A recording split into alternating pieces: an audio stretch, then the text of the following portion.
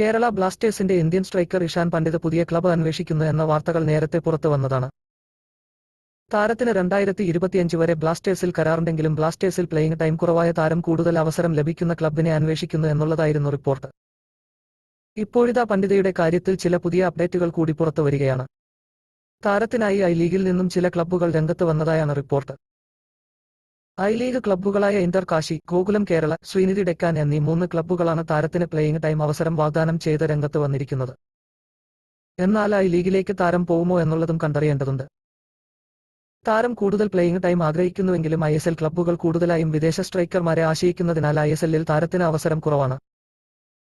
ഒന്നല്ലെങ്കിൽ വിദേശ സ്ട്രൈക്കറെക്കാൾ മികച്ച പ്രകടനം അദ്ദേഹം കാഴ്ചവെക്കണം, അല്ലെങ്കിൽ പൊസിഷൻ മാറി വിയിലേക്ക് താരം മാറണം. എങ്കിൽ മാത്രമേ താരത്തിന് ISLൽ അവസരങ്ങൾ ലഭിക്കുകയുള്ളൂ. എന്നാൽ താരം പൊസിഷൻ മാറ്റുന്നത് ഇന്ത്യൻ ദേശീയ ടീമിനെ സംബന്ധിച്ച് ശുഭകരമായ കാര്യമല്ല. താരവും പൊസിഷൻ മാറ്റുമെന്ന് തോന്നുന്നില്ല.